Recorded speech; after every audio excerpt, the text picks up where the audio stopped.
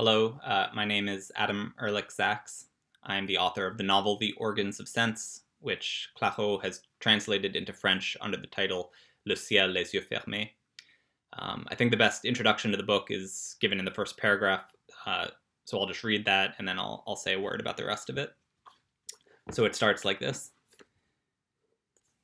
In an account sent to the Philosophical Transactions, but for some reason never published there, or anywhere else, a young G.W. Leibniz, who throughout his life was an assiduous inquirer into miracles and other aberrations of nature, related the odd and troubling encounter he had with a certain astronomer, who'd predicted that at noon on the last day of June, 1666, the brightest time of day and nearly the brightest time of year, the moon would pass very briefly, but very precisely, between the sun and the earth, casting all of Europe for one instant in absolute darkness. A darkness without equal in our history, but lasting no longer than 4 seconds, the astronomer predicted, according to Leibniz.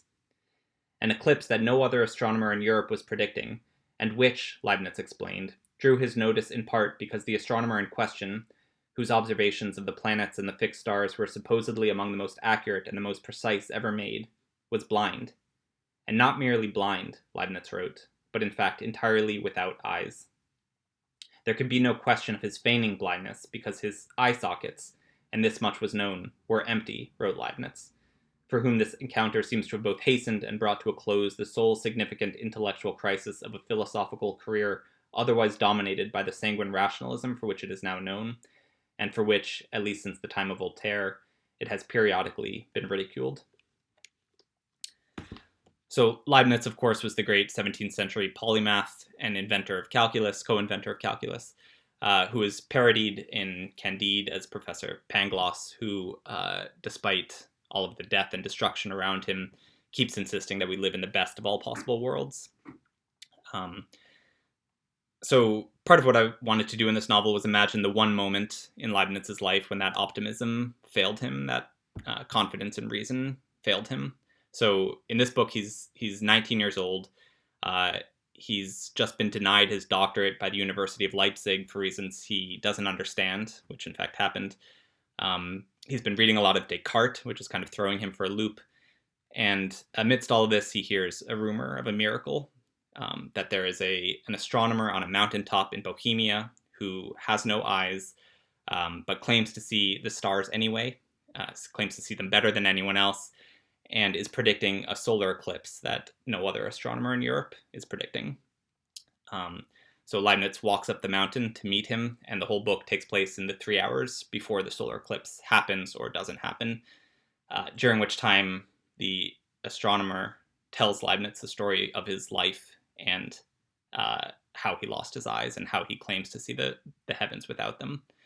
And the whole time, Leibniz is just trying to gauge whether or not this guy is a lunatic.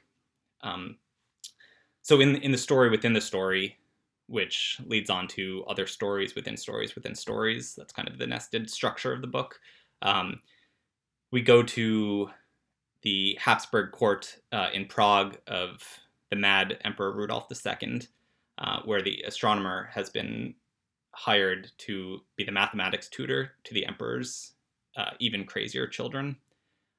So there's the youngest, Princess Katerina, who is obsessed with her dead brother's glockenspiel collection, which she is forbidden to touch. There's her older sister, Princess Margareta, who claims that the dead brother is not actually dead, but that he committed a crime so heinous that she can't tell him what it is, but she is astonished that her father intends still to pass the crown onto him rather than to her, and kind of lives in that resentment. And then finally, there's Prince Heinrich himself, the brother in question, who is in fact alive, but has been imprisoned in a turret, and claims that if anyone tries to teach him mathematics, he will rip that person limb from limb. But at the same time, the astronomer is told by the emperor that if he doesn't go in the turret to teach him mathematics, then his astronomical research funding will be cut off. So that's the basic setup for the story. It was really fun to write because most of the research was just about the different ways that Germans went insane in the 17th century and the different ways doctors failed to help them. And there were a lot of different ways. So if that's of interest to you, and I hope it is. I hope you'll enjoy reading it as well. Thanks very much.